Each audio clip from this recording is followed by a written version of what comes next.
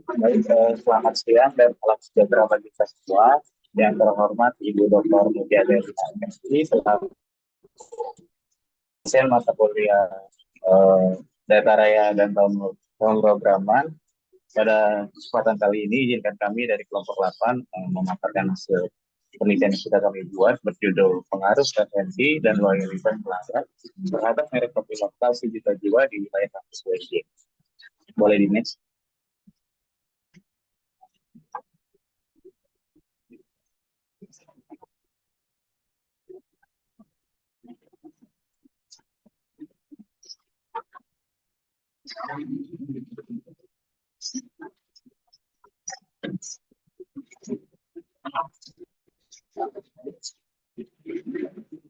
Oke, nah, sebelum memasuki pembahasannya, sebaiknya kami dari kelompok 8 memperkenalkan diri kami terlebih dahulu secara masing-masing.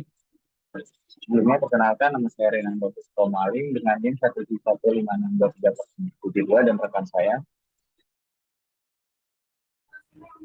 Perkenalkan diri, nama saya Anissa Kobayashi dengan nomor NIM 1715623047. Izin memperkenalkan diri, nama saya Kalisa Bunga Maeswari dengan NIM 17156234046. Oke, boleh Din. Oke, untuk pembahasannya kami akan membagi menjadi 6 submateri. Yang pertama adalah metode pengumpulan data, yang kedua adalah pengumpulan data, yang ketiga adalah metode data, yang keempat adalah metode berpikir menggunakan analisis kualitatif atau kuantitatif, yang kelima ada hasil interpretasi, dan yang terakhir itu ada kesimpulan. Boleh di next. Baik, slide pertama kita mengenalkan apa sih itu kopi jiwa. Jadi kopi sejuta jiwa yang merupakan program kopi keliling dari Janji Jiwa dimiliki dan dikelola oleh Jiwa Group. Jiwa Group sendiri didirikan oleh Billy Kurniawan. Jadi Billy Kurniawan sebagai CEO dan founder Jiwa Group secara tidak langsung juga menjadi pemilik kopi sejuta jiwa. Kopi sejuta jiwa ada di mana-mana dan bisa dinikmati kapan saja. Dari menu andalan saja sampai menu pas dahaga di tengah jalan, kopi sejuta jiwa siap dinikmati. Ya,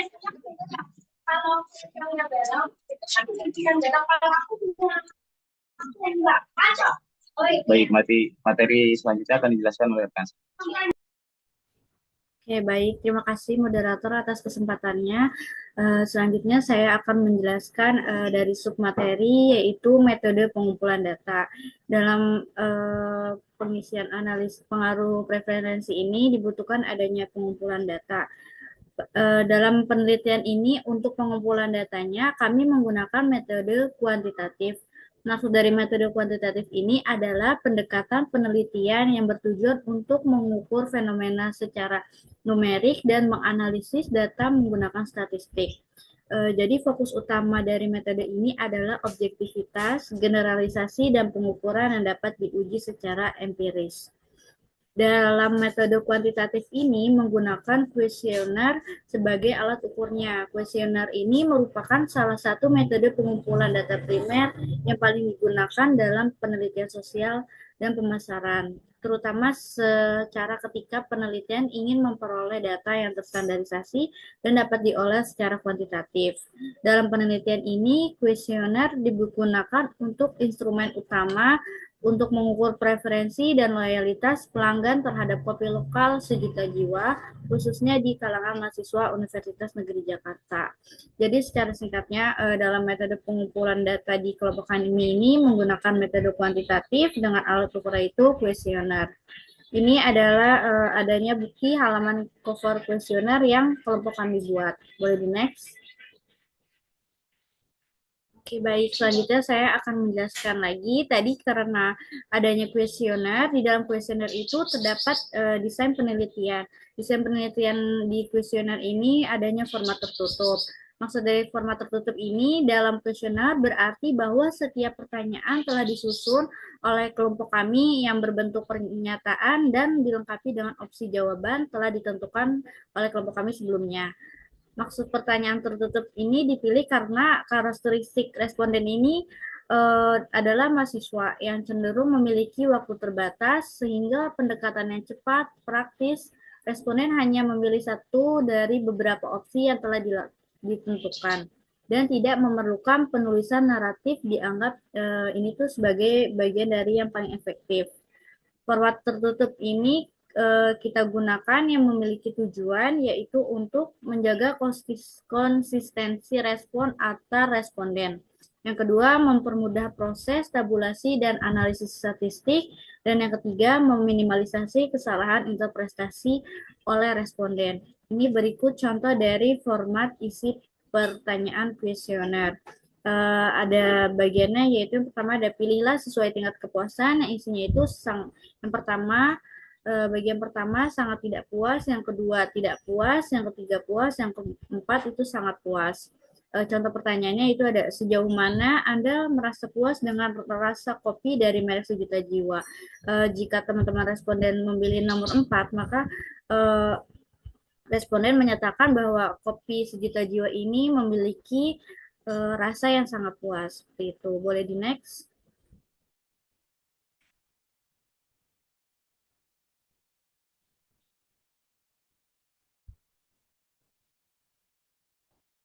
Selanjutnya, saya akan membahas adanya kelebihan dan kekurangan mengapa kita menggunakan kuesioner dengan format tertutup. Kelebihan yang pertama akan saya bahas yaitu mudah untuk diisi responden. Maksudnya pertanyaan sudah memiliki pilihan. Jadi kelompok kami itu atau respondennya tidak perlu berpikir lama atau menulis jawaban sendiri. Cocok untuk responden dengan yang memiliki waktu terbatas seperti mahasiswa. Yang kedua,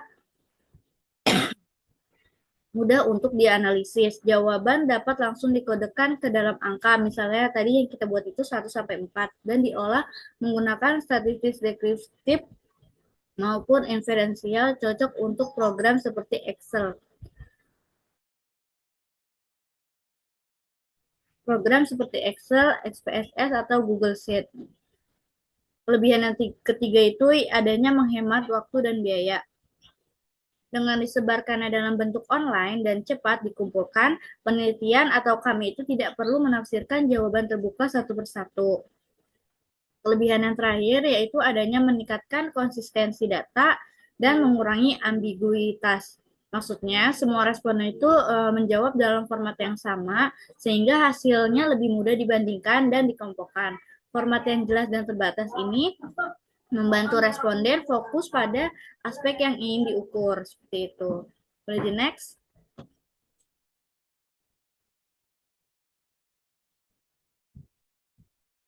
Baik, selanjutnya saya akan membahas adanya kekurangan dari kuesioner format tertutup. Yang pertama itu kurang mendalam. Kenapa kuesioner format tertutup ini kurang mendalam? Karena responden ini tidak bisa menjelaskan alasan dibalik jawabannya. Misalkan dia memiliki rasa yang puas. Kenapa mereka memiliki rasa yang puas? Jadi si responden ini tidak bisa menyampaikan dari alasan di balik jawaban tersebut dan tidak bisa menggali motivasi, emosi, atau pengalaman pribadi secara eksploratif. Kekurangan yang kedua yaitu adanya jawaban terbatas oleh pilihan peneliti. Nah, ini ada kaitannya dengan nomor 1. Jika pilihan jawaban tidak mencakup semua, kemungkinan responden bisa merasa tidak puas atau memilihnya secara asal. Karena dari format tertutup ini pacuannya hanyalah pada nomor dan keterangan sangat puas, tidak puas, dan sebagainya. Kekurangan yang ketiga yaitu adanya tidak cocok untuk semua topik dan tidak fleksibel. Maksudnya tidak bisa digunakan untuk menggali informasi baru di luar topik yang sudah dirancang dalam kuesioner. Jadi topiknya ini hanya berpacu pada pertanyaan yang diberikan oleh peneliti, seperti itu. Dan kurang cocok juga untuk topik yang bersifat eksploratif, sensitif, atau membutuhkan opini kompleks. Dan kekurangan yang terakhir yaitu adanya risiko bias sosial.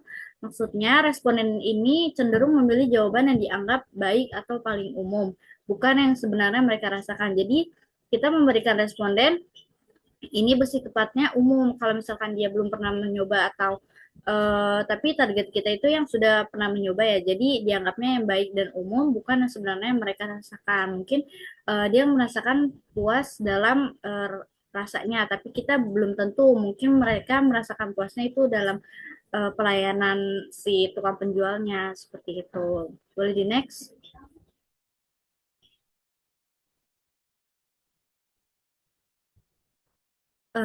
Tadi saya sudah membahas adanya metode pengumpulan data. Selanjutnya saya akan membahas pengumpulan data.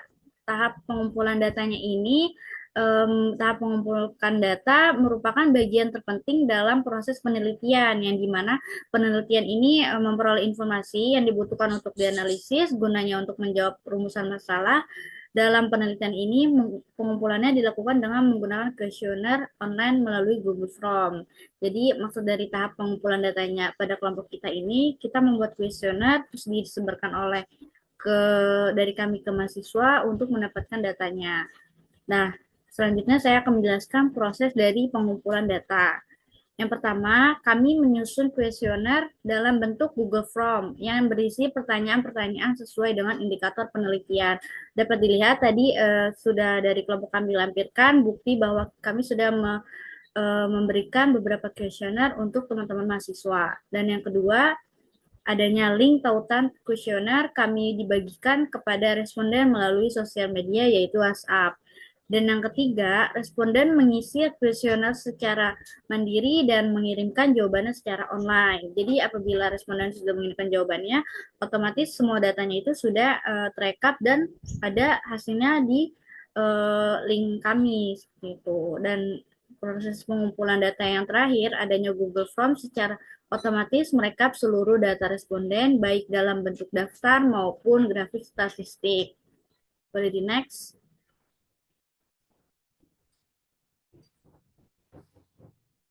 Selanjutnya saya akan menjelaskan dari hasil distribusi dan pelaksanaan kuesioner. Ada beberapa hasil yang kita dapat. Yang pertama itu ada jumlah responden. Kami mendapatkan jumlah responden atau target dari responden kami itu 20 orang mahasiswa, khususnya aktif dalam Universitas Negeri Jakarta. Yang kedua adanya teknik distribusi. Teknik itu maksudnya bagaimana strategi kita dalam menyebarkan kuesioner ini, yaitu melalui online, melalui Google Form yang dibagikan di grup WhatsApp mahasiswa. Yang ketiga adanya kriteria inklusi responden. Kriteria target dari kenapa mahasiswa ini wajib untuk memilih jawaban dari kuesioner. Yang pertama ini responden adalah mahasiswa aktif UNJ. Yang kedua mahasiswa yang pernah membeli atau mencoba kopi sejuta jiwa minimal 1 kali. Nah, yang terakhir ini hasil distribusinya, durasi pengisian kuesioner mahasiswa memerlukan waktu 3-5 menit. Bukti yang terlampir di samping ini adalah bukti responden isi kuesioner. Ada 20 jawaban dan nama-nama mahasiswa yang telah mengisi. Boleh di next.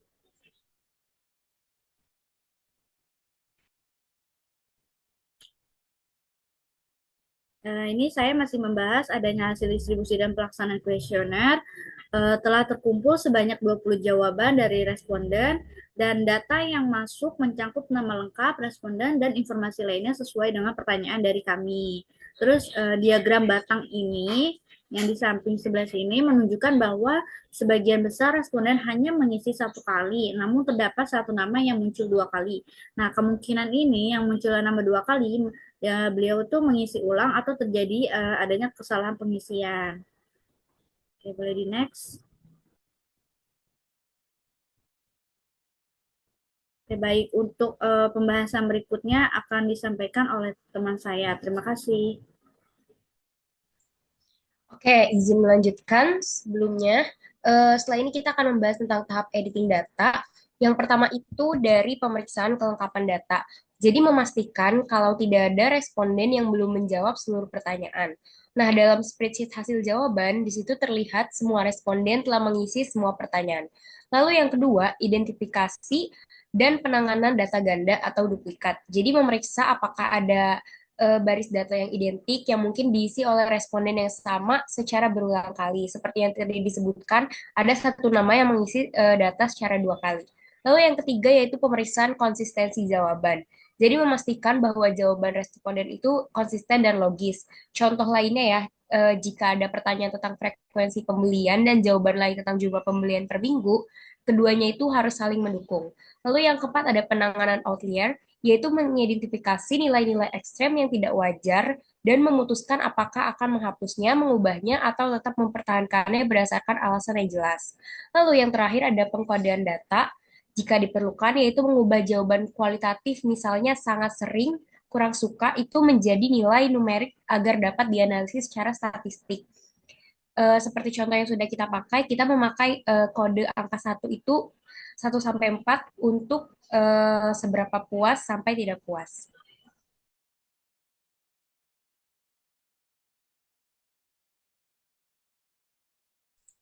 Selanjutnya akan dijelaskan oleh rekan saya. Jadi izin lanjutkan, selanjutnya saya akan menjelaskan terkait metode berpikir yang kelompok kami gunakan, yaitu metode kuantitatif. Metode kuantitatif biasanya menggunakan kuesioner atau survei untuk mengumpulkan data dari sejumlah lain. Dalam konteks penelitian kami, mahasiswa, dosen, dan staf UNJ yang menjadi konsumen kopi 1 juta jiwa akan menjadi responden utama.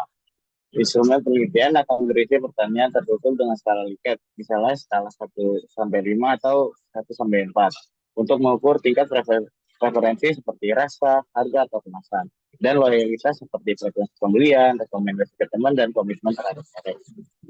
Jadi setelah data terkumpul, analisis statistik seperti regresi linear atau analisis korelasi dapat digunakan untuk melihat seberapa kuat pengaruh preferensi dan loyalitas terhadap keputusan membeli kopi 1 juta jiwa. Hasilnya akan memberikan gambaran jelas tentang faktor-faktor yang paling mempengaruhi loyalitas merek di kalangan konsumen kampus. Boleh di next.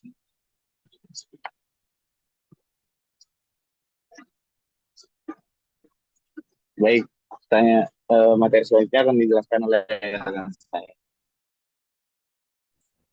Oke, izin melanjutkan. Di sini ada hasil kuesioner penelitian kelompok kami. Di sini ada spreadsheet-nya ya, hasil dari Google Form yang telah kita sebar. Terlihat 20 responden dengan berbagai macam jawaban yang telah mereka pilih.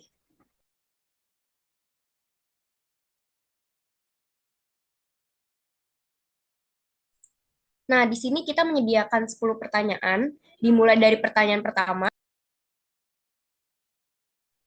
Sejauh mana Anda puas dengan rasa kopi merek dari 1 juta jiwa? Dari 20 responden yang memilih, terlihat bahwa di sini memilih 2 sebanyak 3 orang, memilih 3 sebanyak 8 orang, dan memilih 4 sebanyak 9 orang. Lalu untuk pertanyaan yang kedua, bagaimana tingkat kepuasan Anda terhadap harga yang ditawarkan oleh 1 juta jiwa? Di sini terlihat memilih 2 sebanyak 1 orang, memilih 3 sebanyak 11 orang, dan memilih 4 sebanyak 8 orang. Untuk pertanyaan ketiga, apakah Anda puas dengan pelayanan yang diberikan oleh staf atau penjaga gerai 1 juta jiwa? Di sini terlihat 9 orang memilih 3 sebagai puas dan 11 orang memilih 4 sebagai sangat puas. Untuk pertanyaan keempat, seberapa puas Anda terhadap variasi menu yang tersedia di 1 juta jiwa? Di sini terlihat 2 orang memilih 2, yaitu cukup puas, lalu 9 orang memilih 3, dan 9 orang memilih 4 alias sangat puas.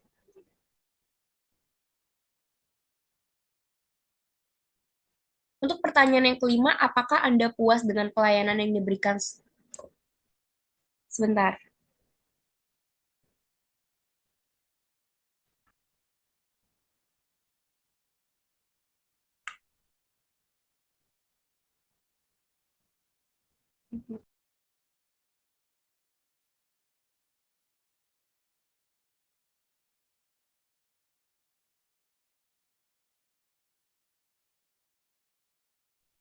Oke, izin melanjutkan. Untuk pertanyaan kelima, apakah Anda merasa puas dengan suasana tempat atau gerai kopi 1 juta jiwa? Sebanyak 1 orang memilih 1, 2 orang memilih 2, dan 8 orang memilih 3, serta 9 orang memilih 4. Lalu untuk pertanyaan keenam, sejauh mana Anda merasa puas dengan kemudahan akses lokasi gerai 1 juta jiwa di sekitar kampus? Sebanyak 6 orang memilih 3, dan sebanyak 14 orang memilih 4.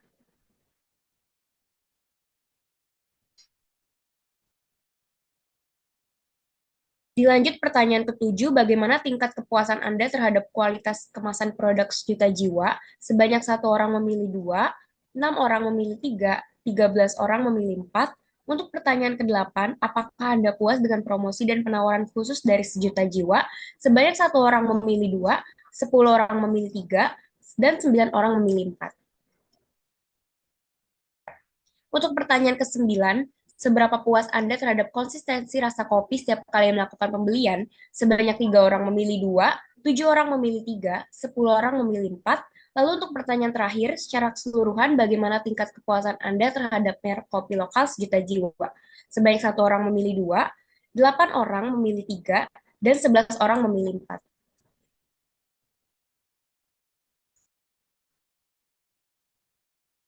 Selanjutnya, kesimpulan akan disampaikan oleh rekan saya. Baik, sebelumnya terima kasih buat teman-teman kelompok 8 yang sudah menjelaskan bagian masing-masing. Izinkan saya untuk membacakan kesimpulan. Jadi penelitian ini berfokus pada pengaruh preferensi dan loyalitas pelanggan terhadap merek kopi lokal sejuta jiwa di kalangan mahasiswa Universitas Negeri Jakarta atau UNJ. Dengan menggunakan metode kuantitatif dan instrumen tertutup, penelitian ini berhasil mengumpulkan data dari 20 responden. Format tertutup dipilih untuk memastikan konsistensi dan kemudahan analisis data. Meskipun format ini memiliki keunggulan dalam efisiensi dan pengolahan data, namun terdapat keterbatasan dalam menggali motivasi dan pandangan mendalam dari responden. Hasil penelitian diharapkan dapat memberikan gambaran yang jelas mengenai faktor-faktor utama yang mempengaruhi loyalitas merek di kalangan mahasiswa, yang pada gilirannya dapat membantu dalam strategi pemasaran dan pengembangan merek di masa yang datang. Boleh di-next. Baik. Baik, mungkin segitu aja yang dapat kami sampaikan dari kelompok 8. Kurang lebihnya mohon maaf. Terima kasih semua.